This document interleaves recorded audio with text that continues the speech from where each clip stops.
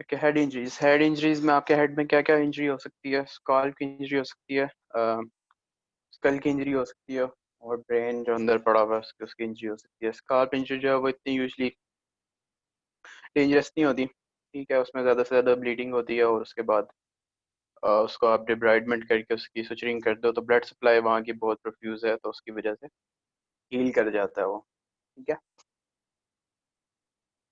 उसके अलावा school injury जो आपकी बोन है, स्कल बोन है, उसकी इंजरी हो सकती है। वो आपको कैसे, दो तरह की इंजरी होती है वो, ठीक है। डिप्रेस्ड फ्रैक्चर होता है उसका, या सिंपल फ्रैक्चर होता है। डिप्रेस्ड फ्रैक्चर होगा तो आपने उसको जो है वो एलिवेट करके फिर जो है वो उसको ट्रीट कर देना है, ठीक है। उसके अलावा आपका interior, middle and posterior cranial fossa होते हैं, एनाटमी में पढ़े होंगे आपने। उसमें से किसी का भी जो है वो फ्रैक्चर हो सकता है। अगर उनका फ्रैक्चर हो तो क्या क्या सिम्टम्स आएंगे? एंटीरियर के नीचे नोज है, ठीक है, कैब्रिफॉर्म प्लेट है, और नीचे जो है वो नेजल कैविटी है, तो उसमें नोज से जो है वो ब्लीडिंग होगी। सीएसएफ भी नोज से ही आएगा। और क्रेनियल नर्व्स कौन सी हैं जो इसके फोरामिना में से पास कर रही हैं? एक तो आई में जा रही है ना, ऑर्बिट में जा रही है जो, ठीक है। वन, जो ऑप्टिक है वो जाएगी। तीन, जो आपकी ऑक्यूलोमोटर, ट्रोक्लियर एंड एब्ड्यूसेंट है, वो जाएंगी, ठीक है। उसके अलावा ट्राइजेमिनल नर्व और ऑल्फैक्टरी, वैसे एक क्रिप्टिफॉर्म प्लेट में से जो है उसके आ रहे हैं, तो वो भी, तो वो डैमेज हो सकती है, ठीक है। मिडल में क्या हो सकता है? मिडल जो है ऑब्वियसली उसका जो है कम्युनिकेशन ईयर के साथ ज़्यादा है, तो उसमें ऑटोरिया होगा। सीएसएफ जो है वो ईयर्स के थ्रू आएगा, और ब्लीडिंग भी ईयर्स के थ्रू आएगी। और सेवन्थ और एट्थ आपको पता है फेशियल भी उधर से गुजर के आ रही है, और एट्थ ने तो जाना ही ईयर में है, तो वो भी उसमें से, उसमें डैमेज हो सकती है। पोस्टीरियर क्रेनियल फोसा में क्या है? इसमें जो है वो पेटल साइन होगा, ठीक है। ऑस्पी में अक्सर आ जाता होता है पेटल साइन। मेस्टॉइड के ऊपर जो है ना वो ब्रूजिंग हुई भी होती है, ठीक है। तो ये पोस्टीरियर क्रेनियल फोसा जो है उसके फ्रैक्चर का साइन। मैनेजमेंट वही वाली होगी जो नॉर्मली फ्रैक्चर्स की हमने पढ़ी भी है। उसमें आपने प्राइमरी सर्वे, सेकेंडरी सर्वे करना है, ठीक है। नेजोगैस्ट्रिक ट्यूब वगैरह अवॉइड करनी है आपने, अगर बेस ऑफ स्कल का फ्रैक्चर आप सस्पेक्ट कर रहे हो, ठीक है। बाकी आपको फ्रैक्चर्स का बता दिया। लीनियर फ्रैक्चर होगा तो उसी तरह रखेंगे उसको, अगर डिप्रेस फ्रैक्चर होगा तो उसको जो है एलिवेट करके जो है वो बराबर करने की कोशिश करेंगे, ठीक है। उसके अलावा अगर हीमाटोमा वगैरह के साइंस आपके पास आ रहे हैं, कॉन्शियसनेस चेंज हो रही है, या वॉमिटिंग वगैरह और इस तरह के साइंस हैं, तो फिर उसकी तरफ आप जाओगे। वो भी हम आगे बढ़ते हैं कि उसमें आपने क्या करना है। उसमें बेसिकली आपने जो है वो या तो ओपन करके उसको जो है इवैक्यूएट कर देना होता है हीमाटोमा को, या फिर उसमें होल करके, बर होल करके उसको इवैक्यूएट करना होता है। अच्छा, उसके अलावा स्कल, स्कैल्प हो गया, स्कल इंजरी होगी, एंड अंदर क्या है? ब्रेन है, ब्रेन की इंजरी हो सकती है, ठीक है। वो आप पढ़ चुके हो, को इंजरी एंड कॉटर की वो इंजरी। को इंजरी जिस साइड पे जो है वो ट्रॉमा, जिस साइड पे जो है वो ब्लो मतलब लगी है कोई चीज़, उस साइड पे इंजरी होगी। और काउंटर कू जो है उसके ऑपोजिट साइड पे ड्यू टू एक्सेलरेशन या डिसलेरेशन जो है, जो ऑपोजिट पॉइंट पे इंजरी होगी, दैट विल बी काउंटर कू, ठीक है। तो वो दोनों हो सकती हैं।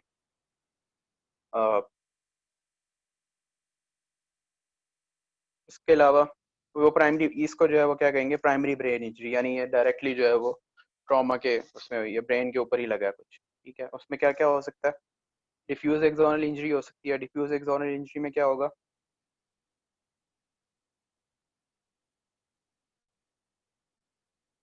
एक्सॉन में जो ग्रे एंड वाइट मैटर है उसकी इंजरी होगी, ठीक है, माइक्रोस्कोपिक इंजरी होगी। सेरेब्रल कंकशन हो सकती है। कंकशन नॉर्मली भी सुना होगा, कंकशन हो गई तो जब भी कोई ट्रॉमा होता है उसके बाद जो है ना वो एक पीरियड आता है, loss of consciousness and loss of memory, और डिप्रेस जो है वो कॉन्शियसनेस होती है, उसमें उसको कंकशन कहते हैं। तो वो हो सकती है। उसके अलावा डायरेक्ट ट्रॉमा हो रहा है तो कंट्यूजन एंड लेसरेशन, तो वो तो कोई इंजरी एनकाउंटर कोई इंजरी में हो ही सकती है, ठीक है। इसके अलावा आपके इनडायरेक्टली भी जो है ना वो ब्रेन की इंजरी हो सकती है। सेकेंडरी ब्रेन इंजरी उसको कहते हैं। वो क्यों होगी? उसका ब्लड सप्लाई, उसके न्यूट्रिएंट्स या उसके ऑक्सीजन सप्लाई अगर कम हो जाएगी किसी भी वजह से, ठीक है, हाइपोवोलेमिक शॉक हुआ फॉर एग्जांपल, या इन्फेक्शन हो गया, कोई सेप्सिस हो गया, कुछ भी हो गया जिसकी वजह से ब्लड की, ब्रेन की जो है वो nutrient supply, oxygen supply, blood supply जो है वो डिसरप्ट हो गई, तो उससे जो है वो सेकेंडरी ब्रेन इंजरी हो सकती है। उसके बाद हमारे पास क्लिनिकल फीचर्स क्या होंगे ब्रेन इंजरी के? उसमें यूजली जो है वो इंट्राक्रेनियल प्रेशर रेज हो सकता है, ठीक है, कशिंग रिफ्लेक्स हो सकता है। कशिंग रिफ्लेक्स में क्या होता है? Blood pressure. कंपनसेशन होती है उसकी। हाँ, तो क्या होगा उसमें? ब्लड प्रेशर को क्या होगा? इंक्रीज हो जाएगा। और हार्ट रेट को?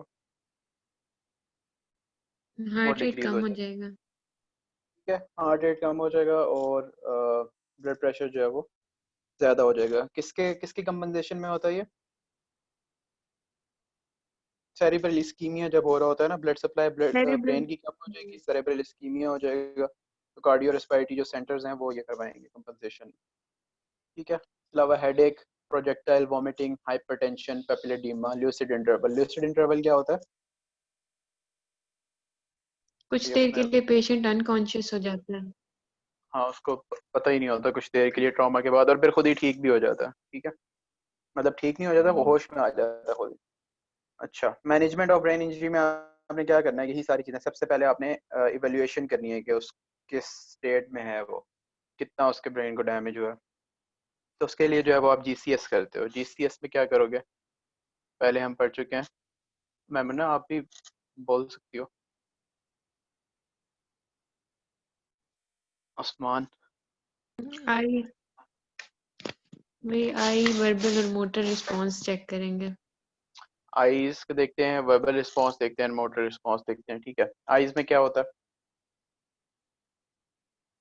आइज में पहले हम उसका मतलब देखेंगे कि उसकी अगर आंखें खुली हैं तो 4 होगी उसकी ग्रेडिंग। फिर उसका नाम पुकार के कोई भी वॉइस दे के फिर पेनफुल स्टिमुलस से देखेंगे कि आइज ओपन करता है या नहीं करता।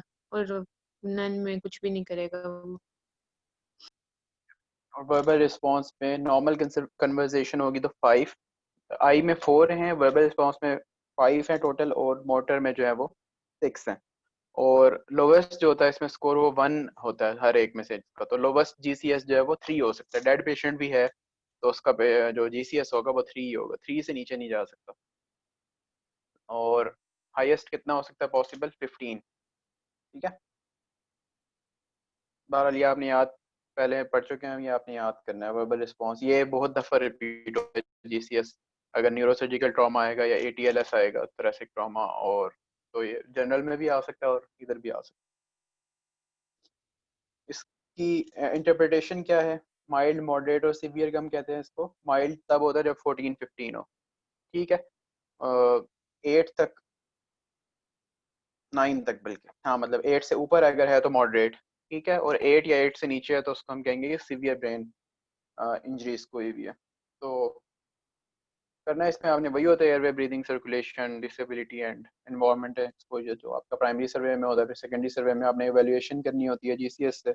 लिमिटेशंस क्या है जीसीएस की? अगर कोई ऐसा ट्रॉमा हुआ है जिसके अंदर उसकी आई में प्रॉब्लम है, कोई आई जो है उसकी स्वेलिंग हुई हुई है, या कोई इस तरह का मसला है कि आई उसकी खोल ही नहीं सकती। ठीक है, या पेशेंट जो है वो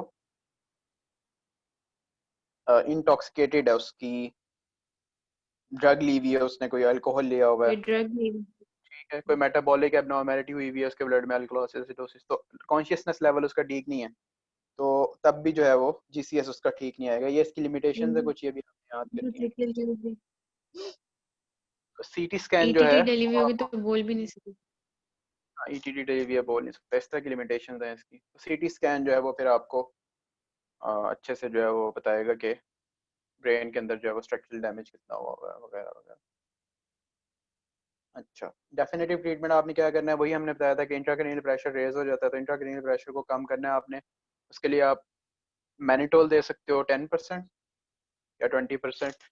और उसमें क्या होता है, ऑस्मोटिकली एक्टिव सब्सटेंस है ना, तो वो वाटर को जो है वो अपनी तरफ ला के जो है इंट्राक्रेनियल प्रेशर को कम करेगा। ठीक है, ब्लड ब्रेन बैरियर उसके लिए इंटैक्ट होना चाहिए अगर आप मैनिटोल यूज़ करना चाह रहे हो। ठीक है, मतलब ब्लड ब्रेन बैरियर से इस साइड पर होगा तभी जो है वो अपनी तरफ वाटर लेकर आएगा ना, वरना तो अगर ब्रेन में जा सकता है ब्लड ब्रेन बैरियर को वो करके, तो उसमें क्या होगा,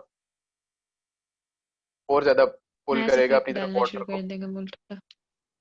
उल्टा हो जाएगा काम। ठीक है। इसके अलावा बार्बिटोरेट्स कर सकते हैं, उसका मैकेनिज्म नहीं पता। स्टीरॉइड्स कर सकते हैं, वो ब्लड ब्रेन बैरियर को स्टेबलाइज करते हैं, इन्फ्लेमेशन को कम करते हैं। हाइपर वेंटिलेशन, ये एमसीक्यू अक्सर आया होता है, उसमें इसमें से और कोई ऑप्शन नहीं होता, हाइपर वेंटिलेशन का ऑप्शन होता है। तो आपकी नॉर्मल कार्बन डाइऑक्साइड लेवल्स होते हैं 40 ऑलमोस्ट PCO2, उसको अगर आप 30 to 33 तक ले आओ ना mmFHg, तो वो आप कैसे लाओगे? हाइपर वेंटिलेट करके। तो वो जो है इंट्राक्रैनियल प्रेशर को कम करता है। इसके अलावा डायरेटिक्स के थ्रू फेरसमाइड है आपके पास। बाकी फ्री वाटर इनटेक नहीं करना, सादा पानी नहीं पीना ज़्यादा। ठीक है। हेमरेज का कंट्रोल अभी हम देख ही चुके हैं, उसमें आपने जो है वो हीमाटोमा अगर बना हुआ है तो वो भी मैस इफेक्ट डाल रहा होगा ब्रेन के ऊपर, इंट्राक्रैनियल प्रेशर को इंक्रीज कर रहा होता है, तो उसको भी आपने निकाल लेना है। ठीक है, बर्र होल के थ्रू या क्रेनियोटमी करके। डिप्रेस्ड फ्रैक्चर की बात हो चुकी है। फिट्स हो सकते हैं पेशेंट में, फिट्स को कंट्रोल करने के लिए आपको ऑलरेडी पता है डायज़ेपिम यूज़ होती है नॉर्मली। उसके अलावा और भी कोई भी यूज़ कर सकते हो, डायज़ेपिम यूज़ कर सकते हो, फेनिटोइन, वेलप्रोइक एसिड, ये सारी एंटी कन्वल्सेंट ड्रग्स हैं। ठीक है। और क्या देखना है आपने? अगर अनकॉन्शियस है पेशेंट, तो अनकॉन्शियस पेशेंट की फिर थोड़ी सी एक्स्ट्रा नर्सिंग केयर होगी उसमें। उसकी न्यूट्रिशन के लिए भी आपको या तो नेजोगेस्ट्रिक डालनी पड़ेगी या TPN देना पड़ेगा, ETT डालनी पड़ सकती है। ठीक है। यूरिनरी वो नहीं होगा उसका, तो उसके लिए आपको पुलिस कैथेटर डालनी पड़ेगी। ठीक है। अनकॉन्शियस होगा तो उसको आपने बेड पे जो है वो चेंज कराते रहनी है उसकी पोजीशन। क्यों करवा रहे हैं? Bed source. प्रेशर सोर्स या बेड सोर्स हो सकते हैं उसको। ठीक है। इसी तरह बेड रिडन पेशेंट की जितनी भी चीज़ें होती हैं वो सारी आपने करनी है। DVT हो सकता है उसको, उसके लिए आपने हेपरिन देनी है, एंटीप्लेटलेट्स देने हैं, और गुड नर्सिंग केयर उसमें जो है वो सफाई वगैरह भी उसकी रखनी है। ठीक है। स्किन केयर वगैरह वगैरह। ये कभी आया नहीं है इसमें, सिर्फ GCS आया हुआ है, लेकिन आपको वैसे एक थोड़ा बहुत आइडिया होना चाहिए कि कैसे करनी है अनकॉन्शियस पेशेंट की care. Extradural haematoma multiple times repeated question है। एक्स्ट्राड्यूरल हीमाटोमा में क्या होता है? अब ये तो बताइए आपको, ड्यूरा मैटर है, एराकिनॉइड है और बायो मैटर है। ठीक है। ल्यूसिड। यस, ल्यूसिड इंटरवल होता है, लेकिन हाँ, अच्छा, ल्यूसिड इंटरवल। ऊपर स्कल है, स्कल की एक पेरियोस्टल, इसकी ड्यूरा की जो पेरियोस्टल लेयर होती है और नीचे दूसरी लेयर होती है, उन दोनों के दरमियान बेसिकली जो है वो हीमाटोमा बना हुआ होता है। तो क्या होगा ये? किस शेप का होगा?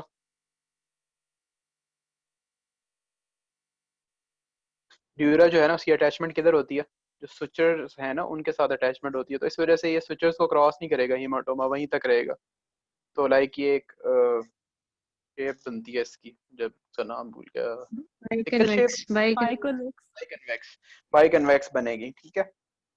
सिम्टम्स वही होंगे अभी तक जो हमने ट्रॉमा के पढ़े, headache, vomiting, confusion, loss of consciousness, lucid interval, bradycardia हो सकता है, हाइपरटेंशन हो सकती है, इंट्राक्रैनियल प्रेशर रेज हो सकता है। TT पे आपको कैसा नजर आएगा? वही जो बाइकन्वेक्स ब्राइट आपको नजर आएगा। ठीक है। यूजुअली ग्रे नजर आ रहा होता है ना ब्रेन आपको, और जो स्कल होता है वो बिल्कुल वाइट नजर आ रहा होता है। तो इसमें ग्रे और वाइट की बात नहीं करते, वैसे देखने में बता रहा हूँ, इसमें मेरे ख्याल से डेंसिटी होती है CT स्कैन में, तो आपने वो देख बताना है। तो मैनेजमेंट आपको ऑलरेडी पता है, primary survey, secondary survey and definitive management, ये आपने सारी लिखनी है एक्स्ट्रा ड्यूरल में। ये नहीं कि बस दो बातें लिखी और निकाल दी। सब ड्यूरल हीमाटोमा, सब ड्यूरल हीमाटोमा कैसे बनेगा? ड्यूरा और एराकिनाइड के बीच। ठीक है। हाँ, इसमें कॉजेज कॉजेज भी आ जाती होती हैं MCQs में। तो एक्स्ट्रा ड्यूरल हीमाटोमा में जो है वो मिडल मेनिंजियल आर्टरी की ब्रांचेस होती हैं, उनकी लेस्ट्रेशन से जो है ये हो सकता है, या मिडल मेनिंजियल वेन जो है उसकी बीच से हो सकता है। ठीक है। यूजुअली ये जो है वो ट्रॉमा के बाद हो रहा होता है। सबड्यूरल हीमाटोमा, ये भी जो है वो trauma is the most common cause. उसके अलावा एज के साथ साथ भी वीक भी हो होता जाता है, है ना। हाँ। तो ये है। ठीक है। उसमें सिम्टम्स क्या? Spontaneously ruptures. वो वाले सेम है, हाँ। स्पॉन्टेनियसली भी रप्चर हो जाती है इंक्रीज एज, अगर बहुत ज़्यादा एज हो तो। सिम्टम्स क्या होते हैं इसमें? वो वाले सेम होंगे सारे, हेडेक, वॉमिटिंग थी उसमें। ठीक है। प्लस जो है ये एक एक जो है ना वो स्पेस ऑक्यूपाइंग लीजन के तौर पे भी जो है वो काम करेगा, ब्रेन को कंप्रेस करना शुरू कर देगा एक तरह से, ठीक है।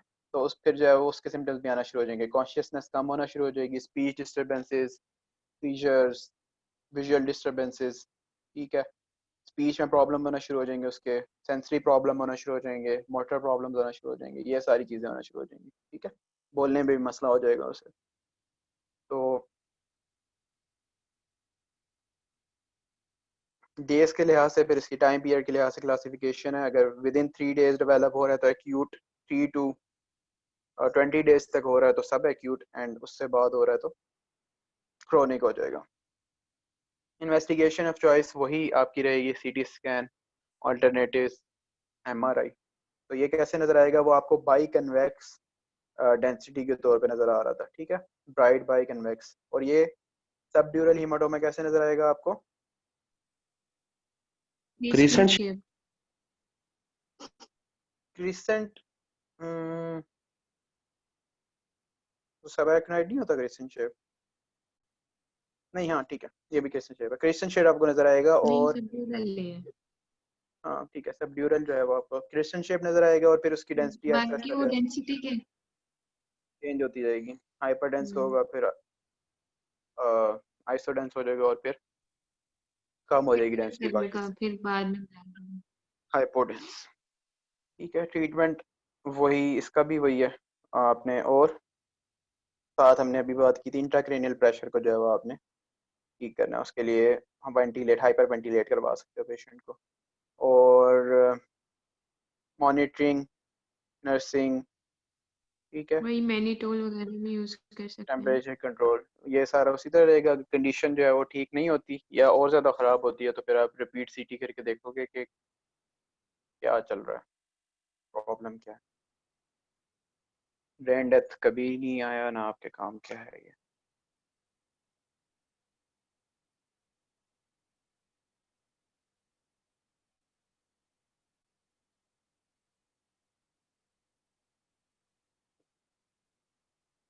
हाइड्रोकेफलस, इसका सिनेरियो आया पता मुझे, अब याद नहीं है सर्जरी में था या उसमें था, फीड्स में, लेकिन जहाँ से भी करो आप लोग ये ना कर लेना।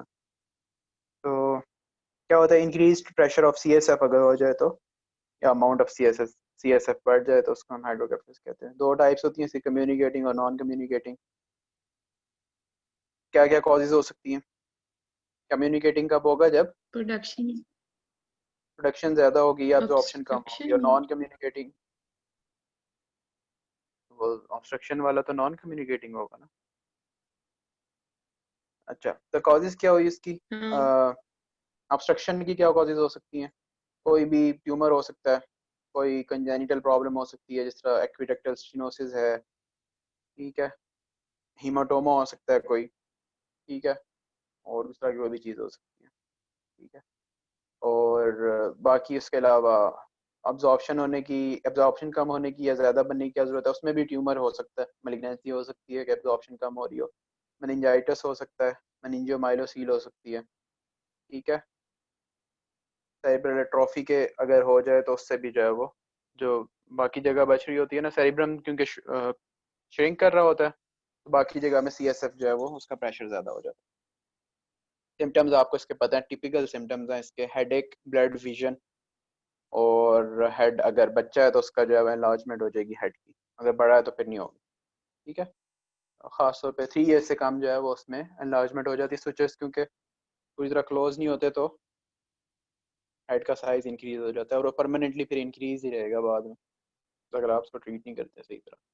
वॉमिटिंग, ठीक है, ये बड़े टिपिकल साइन वो सिम्टम्स हैं। और साइन कौन से हैं, सनसेट साइन आपका अक्सर आया होता है। सनसेट साइन में क्या होता है, आईज जो होती हैं वो, जो उनका प्यूपिल, क्या कहेंगे उसको, प्यूपिल ही होगा ना, वो जो है वो सनसेट स्क्लेरा, अपीयरेंस दिखा, स्क्लेरा होता है स्क्लेरा। नहीं स्क्लेरा तो विजिबल हो जाएगा ना, मतलब कॉर्निया जो है वो नीचे की तरफ मूव कर जाएगा, स्क्लेरा विजिबल हो मैं जाएगा, तो वो स्क्लेरा। सनसेट साइन इसका बन रहा होगा, ठीक है। इसकी पिक्चर देख लेना फिर आपको सही तरह समझ आ जाएगा, सनसेट प्यूपिल, साइन बताया होता है सिनेरियो में, जी, ओके। प्यूपिल का आप क्या बता रहे थे? सेम वही जो आपने बताया वही बता रहा हूँ। कॉर्निया बता रहा था मैं कि कॉर्निया जो है वो लो साइड पे मूव कर जाता है, ऊपर स्क्लेरा जो है वो नजर आना शुरू हो जाता है आईलिड और उसके दरमियान, तो उसको सनसेट अपीयरेंस कहते हैं। हम्म। इन्वेस्टिगेशन जो है वो एमआरआई एनसीटी सेम रहेंगी। ट्रीटमेंट जो है इसमें बच्चों में जो है वेंट्रिकुलो पेरिटोनियल शंट और वेंट्रिकुलो एट्रियल शंट होता है। मतलब वेंट्रिकल से आप कम्युनिकेशन बना देते हो पेरिटोनियम के अंदर, और वेंट्रिकल से कम्युनिकेशन बना देते हो एट्रियम, इनमें से एक। वेंट्रिकल क्लो पेरिटोनियम वाले का क्या है कि ये स्किन के नीचे नीचे ही आप जो है वो लाइक सबक्यूटेनियसली जो है वो आपने कम्युनिकेशन डाली हुई होती है। और वेंट्रिकुलर एट्रियल में क्या होगा, ओपन आ रही होती है। और ट्रीटेबल कॉजेज से भी हो सकता है हाइड्रोकेफलस, वही ट्यूमर्स अगर हैं तो वो ट्रीटेबल है। हीमाटोमा है या सबएराक्नाइड हेमरेज है या इस तरह कुछ है तो वो भी ट्रीटेबल कॉज है, उसको जब आप निकालोगे तो हाइड्रोकेफलस ठीक हो जाएगा, ऑब्स्ट्रक्शन को खत्म कर दो आप। न्यूरो सर्जरी में हेड हमारा एंड हो गया, फाइनल कॉर्ड में से थोड़ी सी चीज़ें करनी है।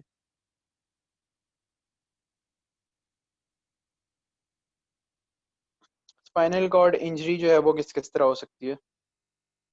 एक है विप्लैश इंजरी। विप्लैश इंजरी में क्या होता है, बहुत स्पीड से जब गाड़ी जा रही होती है ना और आपके हेड जो है वो ब्रेक लगती है गाड़ी को, या मतलब टक्कर लगती है तो रुक जाती है एकदम से, ठीक है। लेकिन जो हेड होता है वो क्या हो जाता है, फ्लेक्स हो जाता है बहुत ज़्यादा या एक्सटेंड हो आगे जाता है को। ड्यू टू, हाँ इनर्शिया। वो तो चलता रहेगा ना, गाड़ी रुक गई है लेकिन आपका हेड जो है वो मूव करेगा बहुत ज़ोर से, तो उसको हम विप्लैश इंजरी कहते हैं। तो उससे हो सकता है ये। उसके अलावा डायरेक्ट इंजरी तो किसी भी तरह हो सकती है, लड़ाई हो गई, वन शॉट वाउंड हो गया, ब्लंट इंजरी होगी, स्पोर्ट में गिर गया या कहीं से गिर गया, उससे हो सकती है स्पाइनल कॉर्ड इंजरी। ये मोस्ट कॉमन किस एरिया की है और मोस्ट फेटल। सर्वाइकल।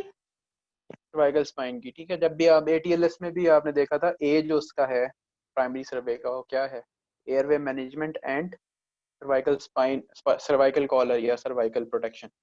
तो वो रेस्पिरेटरी इसलिए करते सेंटर हैं, होता है ठीक ना। है। रेस्पिरेटरी सेंटर हैं, कार्डियोवास्कुलर सेंटर हैं, उनका प्रॉब्लम हो सकता है। बाकी उससे नीचे पता लग जाएगा आपको क्या क्या फंक्शंस लॉस हो रहे हैं। ये मोटिव भी होते वाइवा हैं के लिए सारे। इम्पोर्टेंट है कि, हाँ वाइवा के लिए इम्पोर्टेंट है, आपने उसमें लोकलाइज करना होता है लीजन को, कि स्पाइनल कॉर्ड के किस लेवल पर है। अगर स्पाइनल कॉर्ड से ऊपर है तो तब भी मेडुला के लेवल पर है, पिरामिड है ऊपर पर सेरिब्रम के लेवल पर है, तो वो डिफरेंट उसके तरीके हैं लोकलाइजेशन ऑफ में, मतलब डिफरेंट एग्जामिनेशन पे आप करोगे। वो इन्वेस्टिगेशन क्या करवा सकते हैं, एक्सरे करवा लेंगे, सीटी करा लेंगे,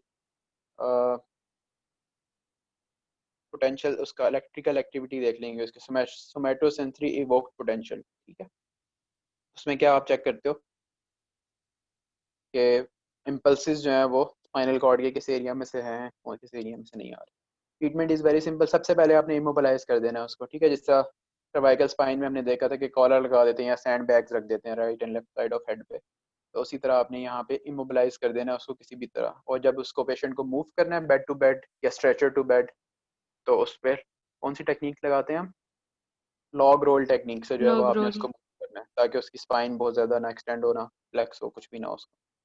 कॉर्टिकोस्टेरॉइड्स आपने देने होते हैं, इन्फ्लेमेशन को ये कम कर देते हैं। और अगर इन्फ्लेमेशन होगी, स्वेलिंग होगी, इस तरह का कुछ भी होगा तो उससे ट्रामा जो है वो इंक्रीज हो जाएगा स्पाइनल कॉर्ड को। स्वेलिंग होगी, अब एक क्लोज स्पेस में पड़ा हुआ है वो, तो साथ जब स्वेल होगा तो डैमेज हो जाएगा।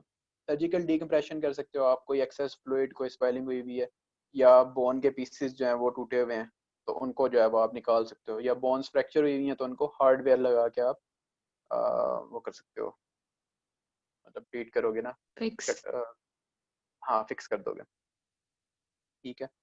और स्पाइनल ट्रैक्शन प्रोवाइड कर सकते हो। स्पाइनल ट्रैक्शन कैसे करेंगे, ये हम उसमें मेटल्स ऑर्थोपेडिक भी में लगा देखेंगे। देते हैं फिक्स हाँ करने के लिए। इसमें अपर से भी कर सकते हो आप, और लोअर में जो है उसके जो टांगे हैं ना उधर एक वेट जो है वो आप थोड़ा सा डाल देते हो, उसकी वजह से सीधा रहता है स्पाइनल कॉर्ड। बाकी नर्सिंग केयर होगी, कैसे रिहेबिलिटेशन होगी उसकी, आहिस्ता आहिस्ता उसको करेंगे। कॉम्प्लिकेशंस क्या हो सकती हैं, ऑब्वियसली सेंसरी लॉस होगा, मोटर लॉस होगा, मतलब पैरास्थीसियाज होंगे, पैरालिसिस होंगे। Bladder bowel dysfunction, sexual dysfunction, और बाकी वही यस। इमोबिलाइजेशन वाले भी होंगे। इमोबिलाइजेशन की वजह से क्या होंगे, बेड सोर्स हो सकते हैं, डीवीटी के चांसेस इंक्रीज हैं, हॉस्पिटल स्टे इंक्रीज होगा तो इन्फेक्शंस हो सकते हैं उसको। उसके अलावा यूरिनरी इनकॉन्टिनेंस है, कैथेटराइजेशन करनी पड़ेगी उसकी काफ़ी अरसे के लिए, उसकी वजह से भी यूरिनरी ट्रैक्ट इन्फेक्शन के इंक्रीज है रिस्क। ठीक है, और कॉन्ट्रैक्चर्स डेवलप हो सकते हैं, इस तरह की ट्रॉमा रिलेटेड जो है उसकी कॉम्प्लिकेशन है। स्पाइनल शॉक क्या होता है? जितने भी रिफ्लेक्स फंक्शन है ना जो स्पाइनल कॉर्ड कंट्रोल कर रहा है वो थोड़ी देर के लिए जो है वो रुक जाते हैं। ठीक है, उसमें क्या कौन कौन से रिफ्लेक्सेस हैं?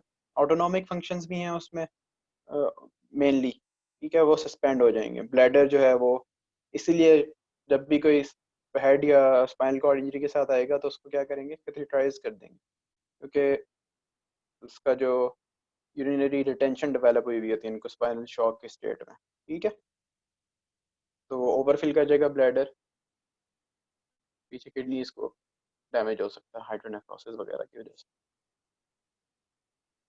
शियाटिक पेन, ये तो आपने बहुत दफ़ा पढ़ा होगा। शियाटिक पेन क्या है जी? शियाटिक नर्व जहाँ से निकल रही है, अगर उसकी रूट्स में जो है वो कंप्रेशन हो रहा हो किसी भी वजह से, स्पाइनल जो ये है वर्टिब्रा है वो कंप्रेशन इसके ऊपर कॉज करेंगे, इसकी वजह से पेन होता है। वो किस तरह का पेन होता है? यहाँ से आता है स्पाइनल कॉर्ड से निकल के, और शियाटिक नर्व कहाँ जा रही है? लेग के अंदर, तो उस तरफ जो है वो इस तरह रन करता है, ठीक है, रेडिएट करता है टूवर्ड्स द लेग। तो टिपिकल से पेन होता है ये शियाटिक पेन। इसमें आपने कुछ पेन किलर्स ही दे सकते हो, या फिर जो है वो सर्जिकल ट्रीटमेंट है इसका, आप जहाँ पे कंप्रेस हो रही होती है उस जगह पे ट्रीट करते हैं उसको। कॉजेस क्या है उसकी? या तो बार बार ट्रॉमा हो रहा है, ओल्ड एज में अक्सर जो है वो हो जाता होता है, या बहुत ज़्यादा हैवी वेट उठा रहा है कोई, या किसी की जॉब ऐसी है, ऑक्यूपेशन, कि वो हैवी वेट उसको उठाना पड़ता है, ओल्ड एज में जाके हो जाता है। किसी को टीबी स्पाइन है, लाइक केरी स्पाइन है, ठीक है, उस वो भी जो है वो करवा सकता है, डिस्ट्रॉय कर देता है ना वर्टिब्रा को, तो उसकी वजह से जो है वो कंप्रेशन हो सकता है।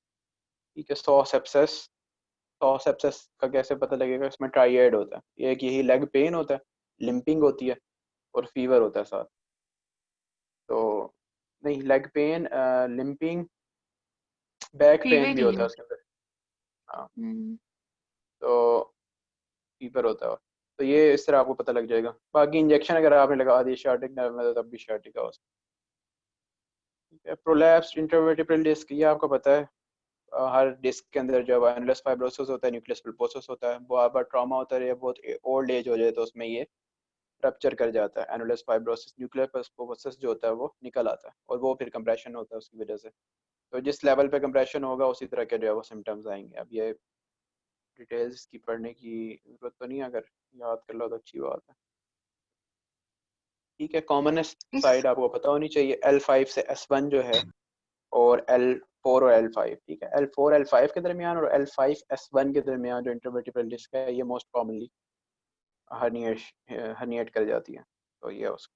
ठीक है, बाकी इसका ट्रीटमेंट यही है, एनालिसिया दो, अगर बहुत ज़्यादा डिटेरियोरेशन हो रही है तो उसमें आप ओपन करके उसको सर्जिकल डीकम्प्रेशन कॉज करवा देते हो। ठीक है, हाँ आपका। इस सेगमेंट स्टार्ट करते हैं। हेड एंड नेक, इसमें जो है वो मोस्ट इम्पोर्टेंट टॉपिक्स जो है उसमें से एक प्लियोमॉर्फिक एडिनोमा है। प्लियोमॉर्फिक एडिनोमा क्या है? Most common benign tumour of salivary glands है। ठीक है, रोटेड में मोस्ट कॉमन है। क्या होता है इसमें? क्लिनिकल फीचर्स क्या होंगे? एक स्वेलिंग बनेगी, वही जो बिनाइन ट्यूमर के फीचर्स होते हैं, स्वेलिंग बनेगी over the years, Aahista Aahista जो है वो रेज होती जाएगी।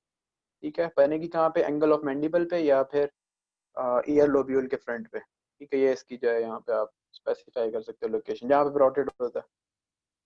ठीक है, उसके अलावा जाइगोमेटिक बोन के ऊपर वो नहीं होगी, मूवेबल नहीं होगी। ठीक है, फेशिया की अटैचमेंट क्योंकि जाइगोमा के साथ है तो उसके ऊपर मूव नहीं हो सकती है।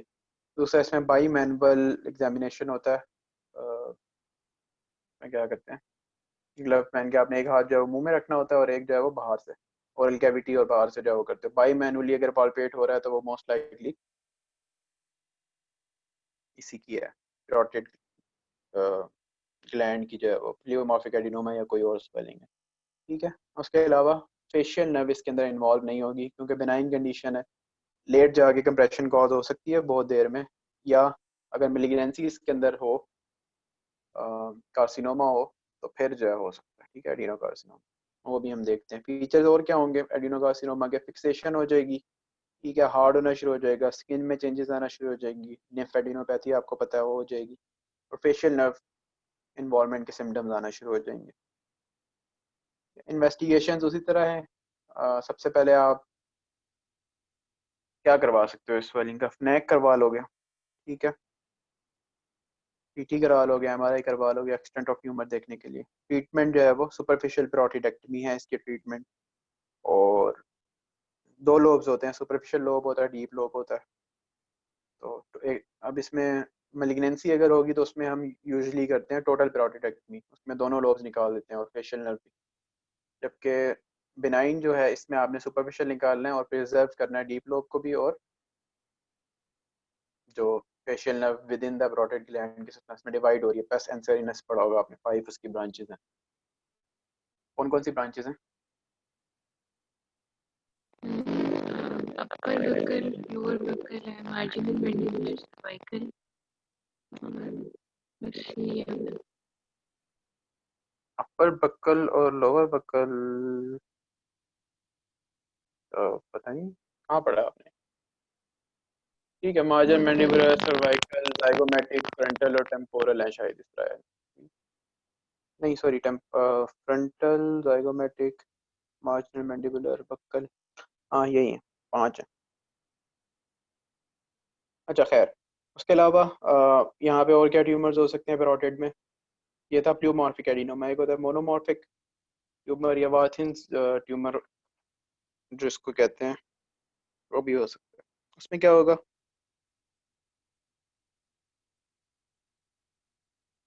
उसमें आप टेक्नीशियम स्कैन करवाओगे तो वो हॉट हॉट स्पॉट देगा, ये मतलब टेक्नीशियम की अब्जॉर्प्शन उसके अंदर ज़्यादा होगी, ठीक है।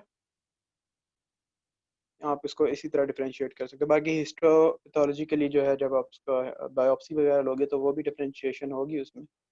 पेपिलरी एपिथेलियम होगी, लिम्फोइड स्ट्रोमा होगा। अ, जबकि जो प्लियोमॉर्फिक एडिनोमा होता है इसमें क्या होता है?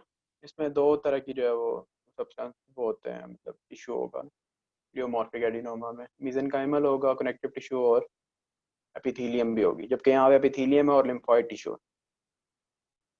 ठीक है, मलिग्नेंसी अगर हो जाए तो मलिग्नेंसी को आपने लो ग्रेड और हाई ग्रेड में डिवाइड किया हुआ है, ये आपने नेम्स करने हैं इसके लाजमी। लो ग्रेड कौन कौन सी हो सकती है malignancy? Acinic cell carcinoma, adenoid cystic carcinoma और म्यूकोएपिडर्माइड कार्सिनोमा। और हाई ग्रेड कौन सी होंगी? Adenocarcinoma, squamous cell carcinoma and high grade mucoepidermoid carcinoma. ठीक है, ये इसकी आपने बिनाइंस के भी नाम याद करने हैं सारे। प्लियोमॉर्फिक एडिनोमा है बिनाइन, मोनोमॉर्फिक एडिनोमा या वार्थिन्स ट्यूमर ये बिनाइन है, और मेलिग्नेंसी में आपने एडिनोकार्सिनोमा, म्यूकोएपिडर्माइड, एसिनिक ये सारे नाम याद करने। ठीक है, क्लिनिकल फीचर्स हम डिस्कस कर चुके हैं ऑलरेडी। अगर मेलिग्नेंसी होगी तो स्किन चेंजेस भी होंगी, लिम्फेडिनोपैथी भी होगी, फेशियल नर्व इन्वॉल्वमेंट भी होगी। ठीक है, नैक और CT MRI पे आप उसको पता लगेगा आपको। TNM स्टेजिंग इंपॉर्टेंट है इसकी। कैसे है TNM staging? Carcinoma in situ, TIS, ठीक है। T1 is below 2 centimeter in size. 2 to 4 centimeter is T2. More than 4 centimeter up to 6 centimeter is T3. और अगर उससे भी ज़्यादा हो जाता है एडजेसेंट स्ट्रक्चर्स को इन्वॉल्व कर लेता है। ऊपर स्किन है ऑब्वियसली, नीचे मैंडिबल है और मसल्स है, तो इनको सब इन्वॉल्व करता है तो T4। ठीक है, लिम्फ नोड इन्वॉल्वमेंट कैसे होगी? N1 will be ipsilateral lymph nodes की इन्वॉल्वमेंट है, और 3 सेंटीमीटर से कम। N2, ये ABC वैसे यूजुअली याद करने की जरूरत नहीं होती, अगर आपको याद नहीं 3 आता लिख लो। सेंटीमीटर से ज़्यादा होगी लेकिन 6 सेंटीमीटर से कम, और एप्सिलेटरल यस, और अगर 6 सेंटीमीटर से ज़्यादा हो जाती है तो N3। मैथ्स का आपको पता है ऑलरेडी। ट्रीटमेंट क्या है मैंने आपको बताया। अगर बहुत ही लो ग्रेड ट्यूमर है, सुपरफिशियल को ही इन्वॉल्व किया हुआ उसने सिर्फ, तो सुपरफिशियल कर सकते हो आप, लेकिन यूजुअली इसमें टोटल पेरिटोडेक्टमी होती है। और अगर लिम्फ नोड इन्वॉल्वमेंट है तो आपको नेक डायसेक्शन भी करनी पड़ेगी। नेक डायसेक्शन अभी हम देखते हैं, उसमें कॉम्प्लिकेशंस क्या क्या हो सकती हैं प्रोस्टेट सर्जरी की? वही जो सबकी होती है। हीमाटोमा हो सकता है, इन्फेक्शन हो सकता है, आपका बाकी फेशियल। आपका माइक सही काम नहीं कर रहा, या मुझे नहीं सही आ रही, बाकी तो सही आ रही है आवाज़। सबसे ज्यादा तो यही हो सकता है कि फेशियल और डैमेज। अच्छा, हीमाटोमा, सिरोमा, इन्फेक्शंस, प्रे सिंड्रोम इसमें एक इम्पोर्टेंट चीज़ है। इसमें क्या होता है, जो पैरासिम्पैथेटिक फाइबर्स होते हैं वो जो इसमें जाने होते हैं प्रोटेट ग्लैंड में, वो किसी तरह स्वेट ग्लैंड से जो है वो कनेक्ट हो जाते हैं। ठीक है, तो जब भी स्टिमुलस आएगा पैरासिम्पैथेटिक सैलिवेशन के लिए खाना खाते हुए या और, तो बजाय इसके कि सैलिवेशन हो, स्वेटिंग होना स्टार्ट हो जाएगी। तो उसका भी ट्रीटमेंट करना, ये भी इसकी कॉम्प्लिकेशन है। ठीक है, उसके अलावा फेशियल नर्व की वीकनेस हो सकती है, फेशियल का डैमेज हो सकता है उसको, वो तो है ही।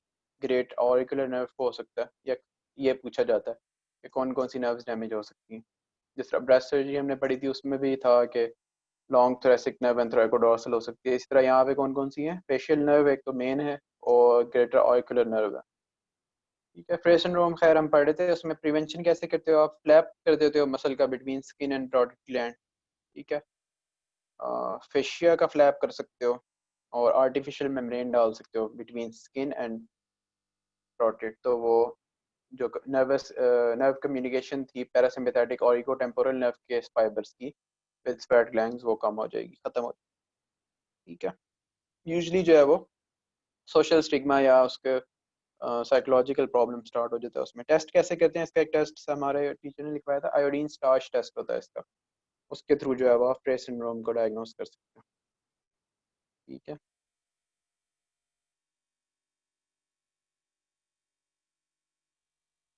बाकी थोड़ा है इसका सुपरफिशियल का तो आपको पता लग गया। एक कंजर्वेटिव पेरोडिडेक्टमी होती है, उसमें क्या होता है, कंजर्वेटिव में फेशियल नर्व बच जाएगी आपकी, और बाकी आपने सुपरफिशियल एंड डीप लोब निकालना है। जबकि रेडिकल में क्या करेंगे, सुपरफिशियल, डीप, बीच में जितने कंटेंट है, फैट है, फेशिया है, मसल्स हैं, सब कुछ जो है वो आपने रिमूव करना होता है with neck dissection. Neck dissection अभी हम के साथ ही कर लेते हैं। नेक डाइसेक्शन किस तरह हो सकती है, अब 6 लेवल्स पे जो है वो लिम्फ नोड्स हैं इसके नेक के, वो लेवल्स आपने याद रखने हैं, वाइवा में बहुत पूछे जाते हैं। ठीक है, लेवल 1 में क्या क्या है, सब मेंटल एंड सब मैंडिबुलर। लेवल 2, 3, 4 पे अपर मिडल लोअर जुगुलर हैं। 5 पे जो पोस्टीरियर टू स्टेर्नोक्लेडोमास्टाइड है, 5 पे। 6 पे पैराट्रैकियल, प्री ट्रैकियल, ये वाले लिम्फ नोड्स हैं। ठीक है, तो लेवल 1 से 4 तक अगर निकालें, सॉरी लेवल 1 से,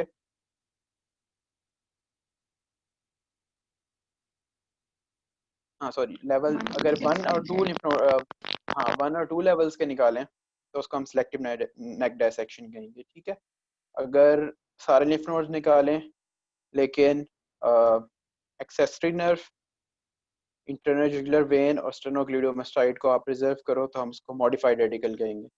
और अगर ये सब कुछ भी रिमूव करोगे तो उसको फिर रेडिकल कहेंगे। ये आपका अक्सर पूछा जाता है एमसीक्यूज में, ये आपने याद रखना है कौन कौन सी चीज़ है। मॉडिफाइड रेडिकल में क्या क्या प्रिजर्व कर सकते हो, accessory nerve, internal jugular vein and स्टेर्नोक्लेडोमास्टाइड।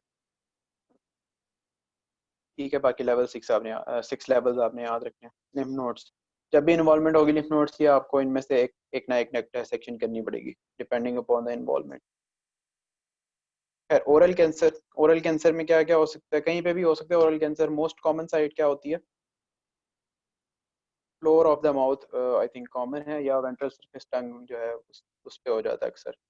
तो मोस्ट कॉमन वेरिएंट पूछा होता है इसका, हिस्टोलॉजिकल कौन सा है, स्क्वेमस सेल कार्सिनोमा है, पूरी स्किन के ऊपर और ओरल कैविटी के अंदर और अपर पार्ट ऑफ एस्फेगस तक जो है वो स्क्वेमस सेल कार्सिनोमा ही कॉमन रहेगा। लंग्स में स्मॉल सेल और स्क्वेमस सेल कॉमन है। इससे नीचे जाओगे ना, हाफ ऑफ द एसोफेगस तो फिर चेंज होना शुरू होंगे, एडिनो कार्सिनोमा आ जाएगा। खैर, कॉजेज वही हैं, टोबैको, स्मोकिंग, बीटल नट, ये सुपारियाँ वगैरह जो होती हैं, पान हो गया, गुटखे हो गए। ठीक है, और प्री मेलिग्नेंट लीजन्स कौन कौन सी हो सकती हैं, इरिथ्रोप्लेकिया है, इरिथ्रोल्यूकोप्लेकिया है, ये पहले से हो सकती हैं। कैंडिडियासिस दो तरह से होता है, उसमें से एक टाइप जो है अनकॉमन टाइप, हाइपरप्लास्टिक कैंडिडियासिस, वो भी प्री मेलिग्नेंट है। ठीक है, क्लिनिकल फीचर्स, पता ही है आपको, टंग उसके बोलने का मसला हो जाएगा, पेन शुरू हो जाएगा, खाने के वक्त स्पाइस या उसको मिर्चें वगैरह जो है वो इस तरह की चीज़ें होंगी, ट्रिस्मस हो जाएगा, ठीक है, लॉक जा, मूवमेंट में मसला शुरू हो जाएगा अगर मसले मूवमेंट है। वो इन्वेस्टिगेशंस वही हैं आपके पास, नैक करना है आपने, बायोप्सी करनी है, MRI CT पे आपने उसकी स्टेजिंग कर लेनी, ठीक है।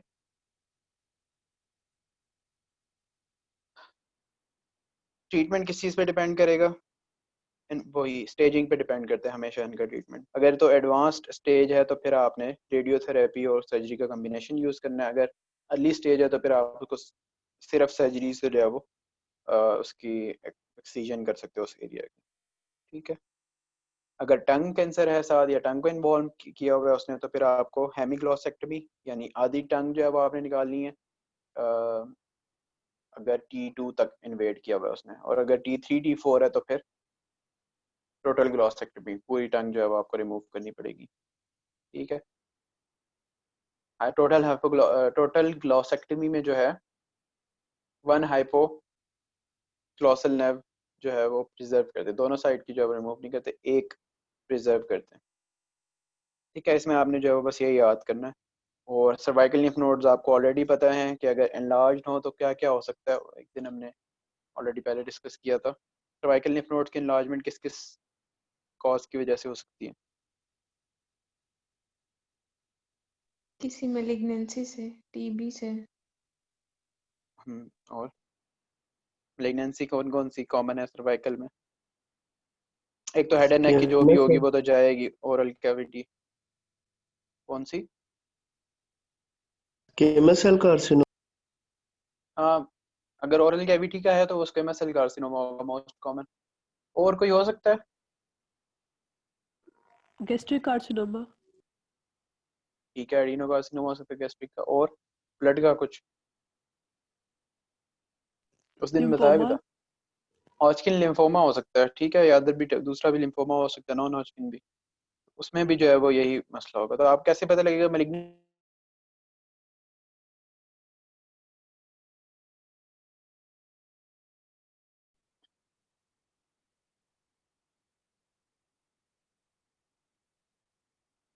टीबी में मेटेड लिम्फ नोड्स होंगे, उसमें जो है वो डिस्क्रीट होंगे, नॉन मेटेड होंगे और हार्ड होंगे, स्टोनी हार्ड अगर मैलिग्नेंसी के हैं, ठीक है। विशोज नोड जो आपने बताया वो सुप्रा क्लेविकुलर लिम्फ नोड जो है उसको स्पेसिफिकली अगर वो इन्वॉल्व हो तो विशोज नोड उसको कहते हैं। तो ये भी इम्पोर्टेंट एक पॉइंट है आपको बताना, ठीक है। बाकी आप अगर मिल जाता है आपको तो फिर ऑब्वियसली आपने उसकी बायोप्सी करनी है, बायोप्सी पे पता लग जाता है आपको कुछ के मैलिग्नेंसी है या टीबी है या जो भी है, तो ठीक है। नहीं पता लगता फिर आप CT कराओ, MRI कराओ, ट्यूमर मार्कर्स करवाओ डिफरेंट, EA AFP वगैरह, ठीक है। और देखो कि सिर्फ एक ही लिम्फ नोड की इन्वॉल्वमेंट है या अदर लिम्फ नोड्स भी इन्वॉल्व हो रहे हैं। नेक्स्ट स्पेलिंग्स हमने थायराइड के साथ डिस्कस कर ली थी, इसका आपने सिर्फ DD याद करना है और कुछ भी नहीं करना।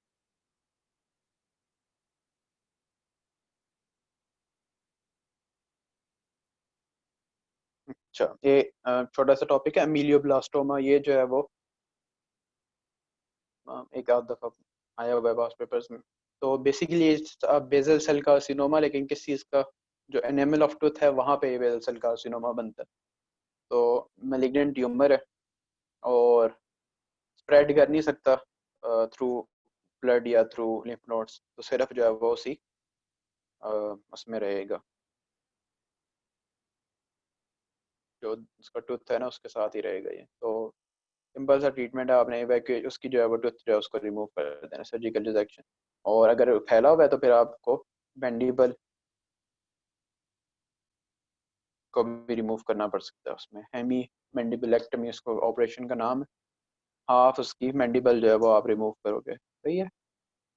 और प्रेजेंट कैसे करता है? Smooth and hard swelling in the jaw, usually जो है वो मैक्सिला की बजाय जो है वो ये मैंडिबल को इन्वॉल्व कर रहा होता है। तो बस उसको रिमूव कर देना आपने। इसमें हेड एंड नेक में कोई ऐसी और चीज़ टूथ वाली आपने कोई भी नहीं चीज़ करनी, इसमें डेंटल केरीज वगैरह ये कभी नहीं आती होती। इनको बाकियों को आपने रीड देना है, maxillofacial injuries and neck trauma, but ये आप ऑलरेडी ENT में कवर कर चुके हो और इसका क्वेश्चन भी नहीं आता।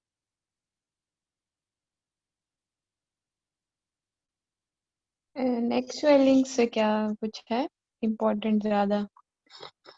वैसे तो नेक पढ़नी है। स्वेलिंग्स में थायरोग्लोसल डक्ट सिस्ट और थायराइड इंपॉर्टेंट है, और ये हम जो है वो उसके साथ ही कर चुके हैं, थायराइड के साथ।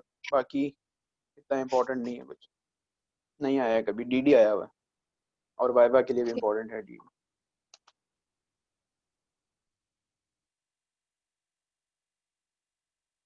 We will start with different types of fractures. Transverse fracture, the fracture which is at right angle to the long axis of bone. ठीक है, सिंपल है, आप अगर पिक्चर देख लो इसकी तो that is better. Green stick fracture क्या होगा? बेंड फ्रैक्चर होगा with a bend in the long axis of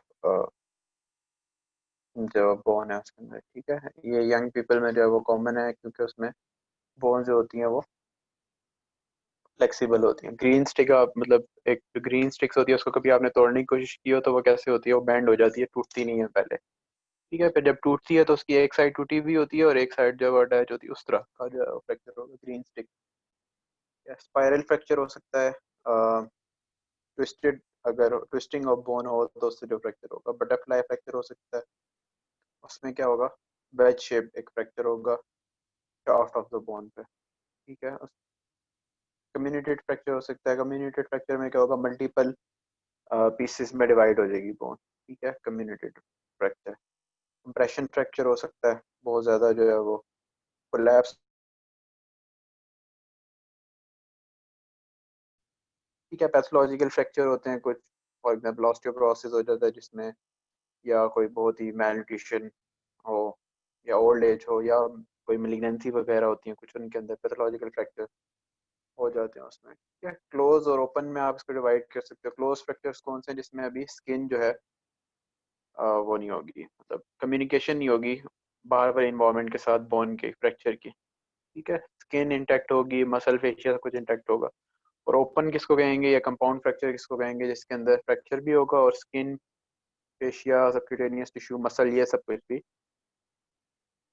destroy हुआ हुआ होगा, डैमेज हुआ हुआ होगा, जिसकी वजह से और एक्सटर्नल इन्वायरमेंट के साथ कम्युनिकेशन होगी। तो ये जो है वो ज़्यादा डेंजरस है, इसमें इन्फेक्शन के चांसेस भी होंगे फिर। ठीक है, और बाकी आपको इंजरी को भी जो है वो कैटर करना पड़ेगा। मतलब एक इसकी सेल्टर हैरिस क्लासिफिकेशन है, ये एग्जाम्स में आई भी है। बेस्ड अपॉन जो है ग्रोथ प्लेट के ऊपर इंजरी का क्या इफेक्ट हो रहा है। ठीक है, ग्रोथ प्लेट को क्रॉस कर रही है इंजरी, फ्रैक्चर जो है आपका, या नहीं कर रहा, इसके ऊपर जो है वो क्लासिफिकेशन हुई हुई है। टाइप 1 में क्या होता है? पहले तो आपको वो पता होना चाहिए कि एपिफिसिस क्या होता है, मेटाफिसिस क्या होता है, ग्रोथ प्लेट क्या होती है।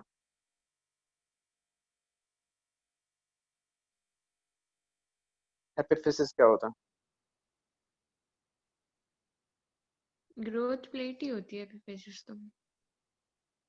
वो तो एपिफिजियल प्लेट, अगर उसको वो ग्रोथ प्लेट होती है ना, एपिफिसिस तो ग्रोथ प्लेट नहीं होती। ग्रोथ प्लेट से अगला पार्ट होता है वो जो टर्मिनल पार्ट होता है ना, जिस तरह, क्या अभी आपको ये देखिए टर्मिनल डायफिसिस और पार्ट। मेटाफिसिस के बीच में, एपिफिसिस डायफिसिस और मेटाफिसिस के बीच में होती है।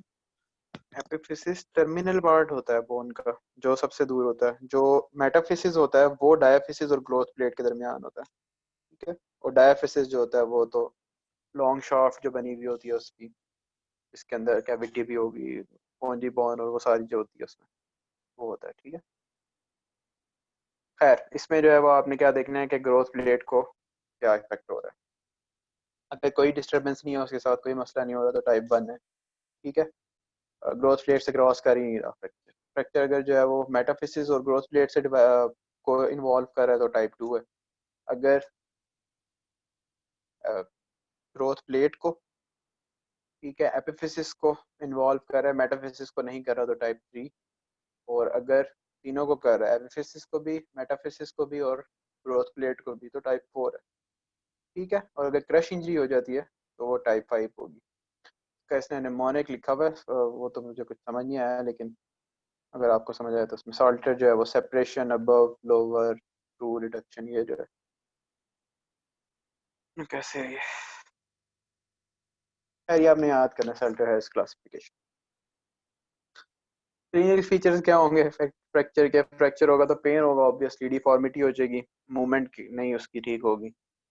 डायग्नोसिस किस तरह हो सकता है? सबसे पहले तो हिस्ट्री एग्जामिनेशन हो गए, कोई भी ट्रॉमा की हिस्ट्री है या कोई डिजीज की हिस्ट्री है, मेलिग्नेंसी की, ऑस्टियोपोरोसिस की, ओल्ड एज होगी, फॉल की हिस्ट्री हो सकती है ओल्डर पेशेंट्स में, ये होगा। प्लस आप जब एक्सरे करवाओगे तो उसके ऊपर आपको फ्रैक्चर नजर आ जाएगा। एक्सरे में इसमें आप कुछ एडिशनल बातें हैं, एक्सरे के जो है वो 2 व्यू करवाने हैं आपने, ठीक है? लेटरल व्यू करवा रहोगे, एंटीरियर पोस्टीरियर, या कोई भी 2 व्यूज करवाने हैं आपने। प्लस हर एक्सरे में जो है वो 2 जॉइंट्स नजर आ रहे हो, एक इंजरी से पिछले वाला जॉइंट और अगले वाला, ठीक है? प्रॉक्सिमल और डिस्टल 2 जॉइंट्स उसके नजर आ रहे हैं, ठीक है? कंपैरिजन के लिए आप जो है वो 2 लिम्स का करवा लो तो अच्छा, खास तौर पे जो चिल्ड्रन होंगे या यंग पेशेंट होंगे उनके अंदर जरूरी है, एपिफिजियल इंजरीज का पता लगेगा आपको। और रिडक्शन से पहले और रिडक्शन से बाद भी करवाने हैं आपने 2। तो क्या क्या हो गया? 2 व्यूज हो गए, 2 जॉइंट्स हो गए, 2 लिम्स हो गए, एंड 2 बार 2 टाइम्स हो गए, ठीक है? कॉम्प्लिकेशंस क्या हो सकती हैं फ्रैक्चर की? में अर्ली कॉम्प्लिकेशंस हैं, लेट कॉम्प्लिकेशंस हैं, और आइट्रोजेनिक कॉम्प्लिकेशंस हैं। जो आपके ट्रीटमेंट की वजह से कॉम्प्लिकेशंस होंगी वो आइट्रोजेनिक कॉम्प्लिकेशंस हैं। अर्ली कॉम्प्लिकेशंस, अब बोन जहाँ पे डैमेज हुई है वहाँ पे क्या होगा? एक तो बोन डैमेज हुई तो उसके साथ से न्यूरोवास्कुलर बंडल गुजरा होगा, वो भी डैमेज होगा। उसके ऊपर स्किन है, मसल है, सबक्यूटेनियस टिश्यू है, फेशिया है, वो भी डैमेज होगी, ठीक है? अगर तो जॉइंट को इन्वॉल्व कर रहा है तो जॉइंट भी डैमेज होगा। जॉइंट में इंजरी होगी तो ब्लीडिंग इनटू द जॉइंट, हीमार्थ्रोसिस हो सकता है। उसके अलावा इन्फेक्शन हो सकता है। यह तो at the site of fracture होगा सब कुछ। अगर वहां से फैट एम्बोलिज्म हो सकता है, ठीक है? फैट सर्कुलेशन में चला जाएगा, वहां से जाके एम्बोलाई के फॉर्म में जो है वो ब्लॉक कर देगा, पल्मोनरी एम्बोलिज्म वगैरह हो सकता है, ठीक है? थ्रोम्बो एम्बोलिक फिनोमिना हो सकते हैं। इसके अलावा शॉक हो सकता है, ठीक है? और निमोनिया हो सकता है। और उसके अलावा अगर कोई अंडरलाइंग उसको डिजीज है, उसकी एक्सरबेशन हो जाएगी, वो बढ़ जाएगी कॉम्प्लिकेशन। और लेट कॉम्प्लिकेशन क्या हो सकती है? वो हीलिंग से रिलेटेड होगी। हीलिंग हो नहीं रही, मतलब लेट हीलिंग है, ठीक है? स्लो हीलिंग है, मेल यूनियन है। मेल यूनियन में क्या होगा? अगर आपने रिडक्शन सही तरह नहीं की या की नहीं है तो उसकी वजह से जिस जगह पे होगी वो बोन वहीं पे जुड़ जाएगी वो, तो मेल यूनियन हो सकती है, ठीक है? डिलेड यूनियन हो सकती है, नॉन यूनियन हो सकती है, कॉन्ट्रेक्चर्स हो सकते हैं मसल्स और उसमें स्किन में, ठीक है? ए वैस्कुलर नेक्रोसिस हो सकता है अगर ब्लड सप्लाई डिस्ट्रॉय हो गई थी बोन की, नेक ऑफ, ये हेड ऑफ फीमर में कॉमन है। उसके अलावा ऑस्टियोमाइलाइटिस, इन्फेक्शंस, ग्रोथ डिस्टर्बेंसेस, ये सारी चीज़ें हो सकती हैं। सिस्टेमिक बाद में क्या होगा? कोई सेप्टिक शॉक हो सकता है, सेप्टिसीमिया हो सकता है, इन्फेक्शन जो हुए थे, टेटनस, उसके साइन सिम्टम्स बाद लेट आ सकते हैं आपके पास। और ऑस्टियोआर्थराइटिस हो सकता है। ऑस्टियोआर्थराइटिस ओल्ड एज में जाके डिजेनरेटिव डिजीज है, तो जिन पेशेंट्स में ज़्यादा ट्रॉमा हुआ होता है, ज़्यादा उनके ऑक्यूपेशन ऐसी होती है या एज के साथ जो है वो, उन लोगों में ऑस्टियोआर्थराइटिस के चांसेस ज़्यादा होते हैं। और हाइड्रोजेनिक कॉम्प्लिकेशन क्या हो सकती है? जो आपने कास्ट लगाई है वो प्रेशर कॉज कर रही है, कंपार्टमेंट सिंड्रोम करा सकती है, प्रेशर सोर्स करा सकती है, थ्रोम्बोफ्लेबाइटिस करा सकती है। हार्डनिंग के दौरान क्योंकि एक्सोथर्मिक रिएक्शन होता है तो उसमें बर्न्स भी हो सकते हैं। ट्रैक्शन जो आपने प्रोवाइड की है वो, उसकी वजह से क्या होगा? ट्रैक्शन अगर आपने नहीं प्रोवाइड की तो उसकी वजह से, बल्कि सॉरी, ट्रैक्शन प्रोवाइड की उसकी वजह से पेशेंट जिसको लेटना पड़ेगा, मतलब इमोबिलाइज रहेगा, उसमें और कॉम्प्लिकेशन हो जाएगी, मसल डिसयूजोट्रॉफी हो सकती है। वगैरह। यस। इसके अलावा बाकी जो हमने पढ़ी है, pressure ulcers, pneumonia, infection, thromboembolic phenomena, डीबीटी, ये जो है वो सारे रिस्क इंक्रीज होते हैं इनमें। ये बहुत मल्टीपल टाइम्स पूछी हुई है कॉम्प्लिकेशन, इनको आपने बहुत अच्छे तरीके से जो है वो मेमोराइज करना है। कि causes of male union, delayed union और नॉन यूनियन की डेफिनेशंस आपने याद करनी है। नॉन यूनियन क्या होती है? 3 to 6 मंथ तक कोई भी हीलिंग के साइन हो ही ना। मेल यूनियन ऑब्वियसली जो उसकी नॉर्मल एनाटॉमिकल पोजीशन थी उसके अलावा किसी भी पोजीशन में वो जुड़ गई है, तो वो मेल यूनियन होगी। और डिलेड यूनियन क्या है? लॉन्गर देन एक्सपेक्टेड टाइम जो है वो, हीलिंग के साइंस नजर आ रहे हैं आपको लेकिन स्लो है। कॉजेज क्या होंगे उसके? या तो सॉफ्ट टिश्यू डैमेज है, कोई आपने सही तरह अभी तक नहीं हुआ, ब्लड सप्लाई ठीक नहीं है, इन्फेक्शन हो चुका है, ठीक है, ट्रैक्शन जो है वो एक्सेसिव है, लिंटेज सही नहीं है, और सॉफ्ट टिश्यू जो है वो फ्रैक्चर जो साइट है उसके प्रॉक्सिमल डिस्टल जो बोन का पार्ट है फ्रैक्चर के साइड पे, उसके दरमियान सॉफ्ट टिश्यू आया हुआ है, तो वो भी हील नहीं होने देगा। फ्रैक्चर बेसिकली होता है डिसकंटिन्यूटी इन द मतलब कॉन्टिन्यूटी ऑफ द बोन में मसला हो तो उसी को फ्रैक्चर कहते हैं। प्रेजेंटेशन कैसे होगी? यही पेशेंट आएगा आपके पास के मूवमेंट ठीक नहीं है, डिसफंक्शन है बोन का और पेन वगैरह इस तरह की। इन्वेस्टिगेशन ऑब्वियसली एक्सरे पे आपको हीलिंग के लिए क्या नजर आना चाहिए? कैलस होता है, हीलिंग के भी फेजेस हैं, आपने पढ़े में ऑलरेडी, उसमें कैलस फॉर्मेशन होती है, वो आपको एक्सरे पे नजर नहीं आएगी। मैनेजमेंट क्या होती है?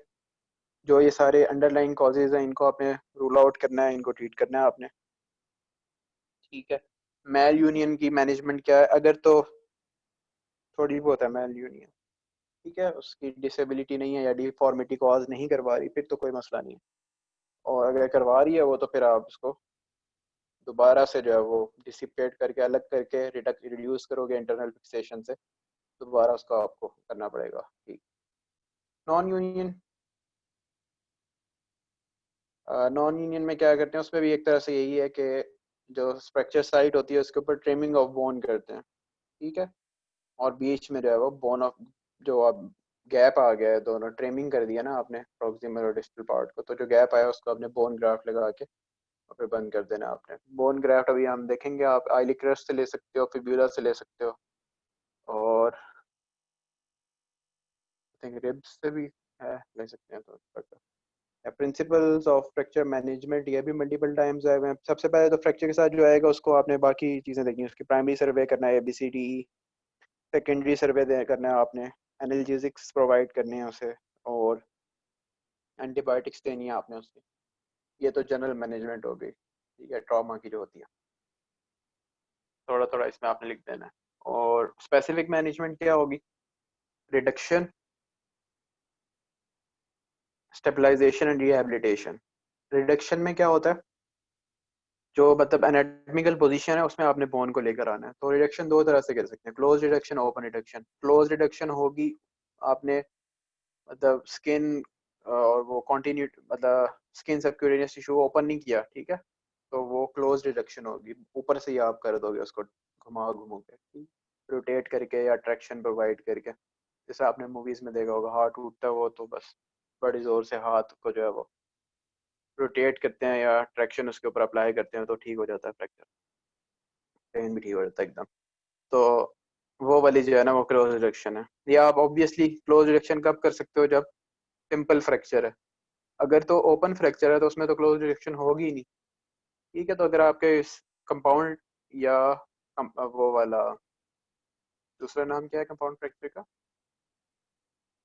ओपन फ्रैक्चर है शायद, तो वो अगर है ना तो फिर आपने ओपन रिडक्शन ही करनी है, ओपन करके आपने उसको वो करना है। इंडिकेशन ऑफ ओपन रिडक्शन क्या है? ओपन फ्रैक्चर, हाँ पहली इंडिकेशन भी यही है, ठीक है। फेल हो गई है close reduction, intra articular fracture है, आर्टिकुलर सरफेस को इन्वॉल्व कर रहा है, यानी किसी जॉइंट स्पेस को या इस तरह वाली जगह पे जो है ना फ्रैक्चर हुआ हुआ है, और अनस्टेबल फ्रैक्चर है, तो इसको आपने रिड्यूस करना है, उसको आपने ओपन करके रिड्यूस करना है। रिड्यूस तो आपने हर फ्रैक्चर को ही करना है।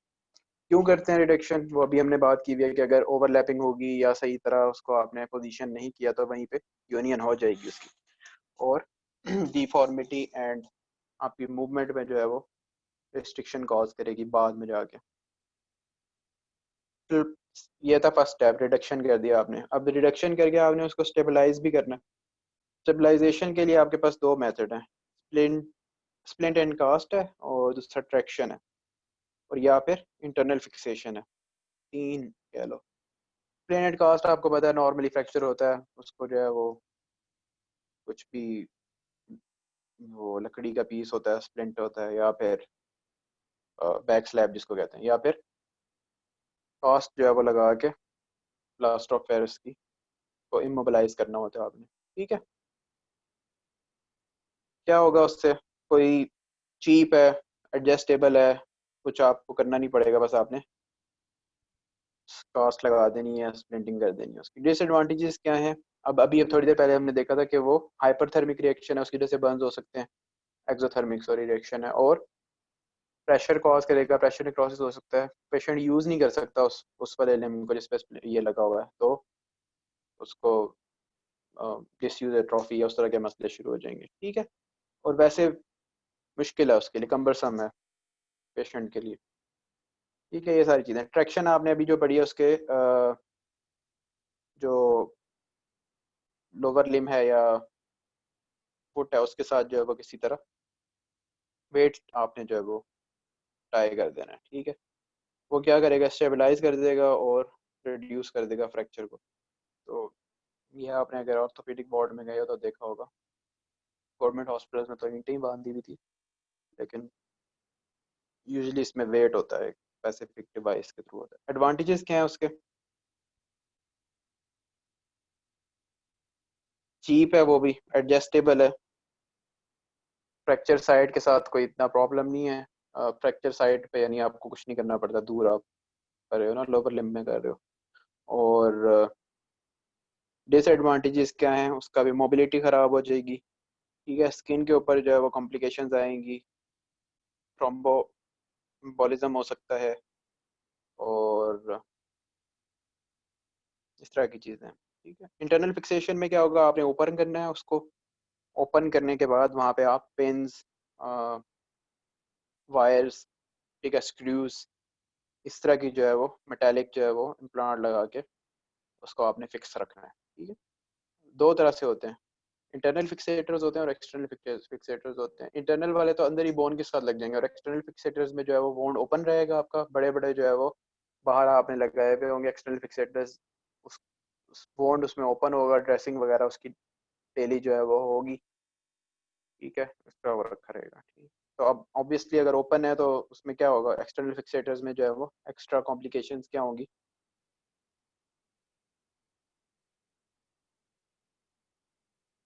इन्फेक्शन के चांसेस जो है वो ज़्यादा है। ठीक है, बाकी वायर्स हैं, इंटरमीडियरी नेल्स हैं, ये इंट्रामीडियरी नेल्स हैं, ये इंटरनल फिक्सेटर्स के तौर पे यूज़ होती हैं। ठीक है, एक्सटर्नल फिक्सेटर आप कब कब यूज़ कर सकते हो, इंडिकेशंस आपने याद रखनी है उसकी। अगर इमरजेंसी पेशेंट है, पॉली ट्रॉमा है, उसको मल्टीपल साइट्स पे जो है फ्रैक्चर है, अब आप इतना टाइम नहीं है आपके पास कि आप ओपन करो उसको, हर एक को अलग अलग से इंटरनली फिक्सेट करो, तो आप ओपन फिक्सेटर यूज़ करोगे। कम्प्लेक्स फ्रैक्चर्स हैं, मल्टीपल जॉइंट्स को इन्वॉल्व कर रहे हैं और मल्टीपल साइट्स पे हैं, तो उसमें आप यूज़ करोगे। ओपन फ्रैक्चर्स हैं, उसमें कर सकते हो आप। ठीक है, ओपन फ्रैक्चर पे अब कास्ट वगैरह तो नहीं लग सकती ना। और अगर इन्फेक्शन हुआ हुआ है तब आपको ओपन रखना पड़ेगा, ये हम पहले भी डिस्कस कर चुके हैं। ठीक है, और अगर बोन लॉस हो गया, यानी किसी भी वजह से हो सकता है, जो क्रश इंजरीज वगैरह होती हैं उसमें भी बोन इतनी ज़्यादा क्रश हो जाती है कि वो दोबारा को जोड़ नहीं सकते हैं, वो निकालनी पड़ती है आपको वहाँ से। तो इस तरह का अगर कोई फ्रैक्चर है उसमें फिर एक्सटर्नल फिक्सेटर्स के थ्रू आपने फिक्स करना।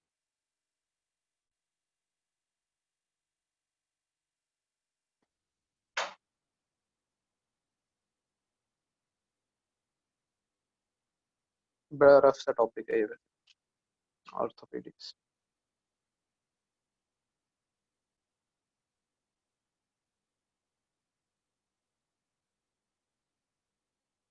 और फ्रैक्चर्स ऑफ प्रोक्सिमल फीमर, इसके आपने नेम्स याद करने हैं सिर्फ, और शाफ्ट के जो हैं इसमें आपने याद करना है कि ये मोस्ट कॉमन फ्रैक्चर्स होते हैं एडल्ट्स में। ठीक है, और आपने इसको ट्रीट करना होता है इंटरमेडुलरी नेल से, इंट्रामेडुलरी नेल से। इंट्रामेडुलरी नेल्स अभी हम पीछे देख रहे हैं कि इंटरनल फिक्सेशन का एक टाइप है। इंट्रामेडुलरी नेल एडल्ट्स में इस तरह ट्रीट करना होता है आपने, और बच्चों में क्योंकि हील कर जाती है वो जल्दी, उसके लिए आपको ट्रैक्शन के अलावा कुछ करने की जरूरत नहीं है। ठीक है, fracture around the knee, supracondylar fracture common है। सुप्राकंडाइलर फ्रैक्चर में आपके क्या होता है, जो ये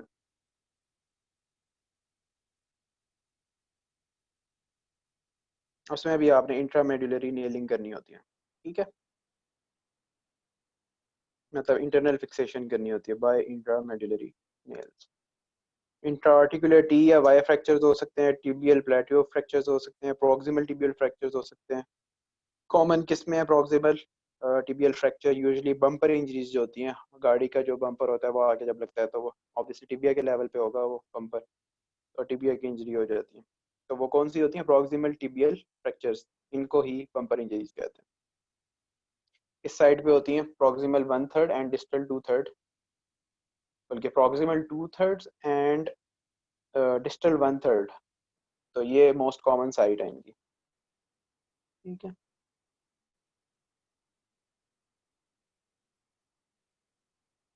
एक ऐसी पीडियाट्रिक ऑर्थोपेडिक्स में से भी आया हुआ developmental dysplasia of hip, DDH, काफी पहले का था, मुझे याद नहीं है। किसी ने क्वेश्चन देखा इसके बारे में, डेवलपमेंटल डिस्प्लेसिया ऑफ हिप पे? हाँ जी देखा है। आया हुआ है। इसमें क्या होगा, पेशेंट बच्चा जो है जब उसकी उसके टाइम पे, बर्थ के टाइम पे कोई प्रॉब्लम हो ना, ब्रीच प्रेजेंटेशन हो या इस तरह कोई मसला हो, या कंजेनिटली उसका जेनेटिक प्रॉब्लम हो, ठीक है, फैमिली में रन कर रहा हो, स्पाइना बाइफिडा वगैरह, इनकी में क्या होगा, क्लिनिकल फीचर्स क्या होंगे इसके डेवलपमेंटल डिस्प्लेसिया ऑफ हिप के? Extra high crease, limitation of abduction, pen after exercise, limping होगी। और क्लिनिकल टेस्ट इसके दो हैं, बार्लो टेस्ट और ऑर्टोलैनी टेस्ट। इसमें आपने क्या करना है, हिप को जब आप एबडक्ट करवाओगे तो टिपिकल जो है वो क्लिंक आवाज आएगी, उसमें से रिड्यूस हो जाएगी। ठीक है, बार्लो टेस्ट में क्या होगा, जब आप एडक्ट करवाओगे तो डिसलोकेशन हो जाएगी, एबडक्शन करवाओगे तो रिड्यूस हो जाएगी, और जब एडक्शन करवाओगे तो डिसलोकेट हो जाएगी। ये दो टेस्ट आपने करने हैं। अल्ट्रासाउंड करवा के आपने देख लेना है इसको, रेडियोग्राफी करवा सकते हो। ट्रीटमेंट क्या है, आपने उसको एक स्पेसिफिक पोजीशन पे स्प्लिंटिंग प्रोवाइड करनी है। स्पेसिफिक पोजीशन क्या है, एबडक्टेड एंड फ्लेक्स्ड हिप, भी आपको याद ही करना पड़ेगा। एबडक्टेड एंड फ्लेक्स्ड हिप पे आपने उसको स्प्लिंट प्रोवाइड करना है न्यूनेट्स में। अगर इन्फेंट्स में डायग्नोज होती है, फिर आपने क्या करना है, आप ये वाला तो करोगे ही फिर, और अगर ये फेल हो जाता है तो ओपन रिडक्शन कर सकते हो, ओपन करके नेल्स वगैरह या स्क्रूज या जो भी इसके थ्रू आपने करना है, फिक्सेशन करनी, रिडक्शन करनी है। और उससे भी बड़ा बच्चा है अगर, फिर आप स्प्रिंटेज वाला काम नहीं करोगे, डायरेक्ट ओपन रिडक्शन करोगे। और अगर 5 ईयर 6 ईयर से ऊपर चला गया बच्चा तो फिर कुछ भी नहीं कर सकते हो, वो पक्का ही रहेगा उसी तरह। डेवलपमेंटल डिस्प्लेसिया जो हो चुका है, ठीक है। ये आपने बस इतना सही करना है इसमें से, ऑर्थोपेडिक इसमें, पीडियाट्रिक ऑर्थोपेडिक्स में से। बोन ट्यूमर्स में से आपके MCQs आते हैं। सन सेट अपीयरेंस, सन बर्स्ट अपीयरेंस किसमें होती है? ऑस्टियोसार्कोमा में। और अनियन रिंग? इविंग सार्कोमा। इविंग सार्कोमा में। बच्चों में कौन से कॉमन है और एडल्ट्स में कौन से कॉमन है? बच्चों में यूविंग ओस्टियोसार्कोमा तो मेरे ख्याल थोड़े बड़े वालों का था। हाँ, 10 to 15 ईयर्स में कॉमन है। बच्चों में इविंग सार्कोमा है, ठीक है। और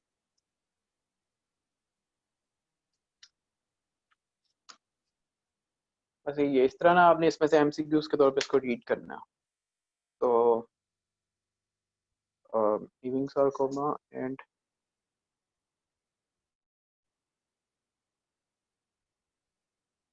फिर और क्लासिफिकेशन याद रख लेनी है आपने। Bone forming, osteoid, osteoma, osteosarcoma, ये बोन फॉर्मिंग है। कार्टिलेज में कॉन्ड्रोमा, कॉन्ड्रोसार्कोमा, एंडोकार्डो कॉन्ड्रोमा वगैरह, ठीक है। जॉइंट सेल में ऑस्टियोक्लास्टोमा, मैरो ट्यूमर्स में, या इसको अनडिफरेंशिएट किया वो भी कहते हैं, जिनका पता नहीं है। Ewing sarcoma, plasma cell tumour, multiple myeloma lymphoma, ये आपने बस एक दफ़ा रीड आउट कर लेना है, इसमें से क्वेश्चन नहीं आता होता।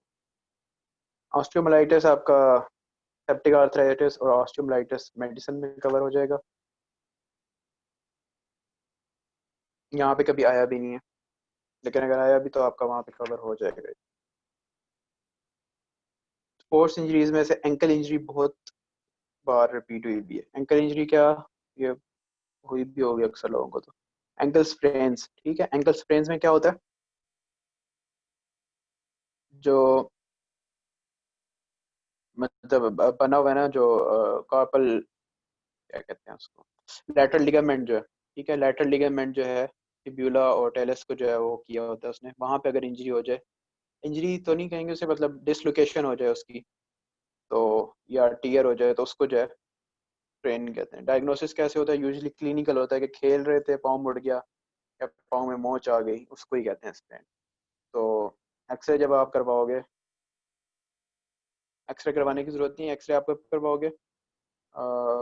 उसके लिए ओटावा रूल्स हैं। ओटावा रूल्स क्या कहते हैं?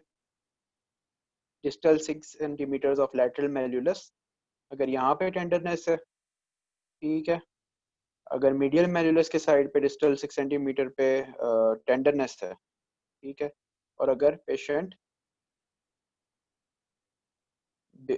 खड़ा नहीं हो सकता, अपना वेट बेयर नहीं कर सकता, ठीक है, उसके ऊपर, पाँव के ऊपर, तो ये जो है सारे रूल्स कहते हैं कि आप एक्सरे करवाओ, अदरवाइज आप उसको जो है एनालिसिया दो, आइस दो, एलिवेशन वगैरह और फिजियोथेरेपी करिए, वो ठीक हो जाएगा। अब इसके ग्रेड्स हैं कुछ, ये लिख लो आप कि ग्रेड 1 लैटरल लिगामेंट है ना, तो अगर ओवर स्ट्रेचिंग होगी लैटरल लिगामेंट की, अभी टीयर नहीं हुआ, सिर्फ ओवर स्ट्रेचिंग हुई है, तो ग्रेड 1 है। अगर टीयर हुआ है लेकिन पार्शल टीयर है, पूरा लैटरल लिगामेंट टीयर नहीं हुआ, तो दैट इज ग्रेड 2 स्प्रेन। और अगर टीयर पूरा ही जो है वो उसने डैमेज कर दिया लैटरल लिगामेंट को, टीयर कंप्लीट टीयर है, तो ग्रेड 3 स्प्रेन। तो ये आपने कर लेना है। बाकी स्पोर्ट्स इंजरीज में आपने क्या ट्रीटमेंट करना होता है? पहले आपने देखना होता है सीरियस तो नहीं है कोई बहुत ज़्यादा इंजरी। अगर सीरियस नहीं है तो आप टिपिकली जो है वो यही उसको एनाल्जेसिया दे दिया आपने, आइस पैक्स दे दिए, फिजियोथेरेपी कर दी, कंप्रेशन कर दी, एलिवेशन करा दी लिम्स की, ठीक है, ये सारी चीज़ें करके जो है वो भेज देना उसको। स्पेसिफिक मैनेजमेंट उसकी नहीं होती।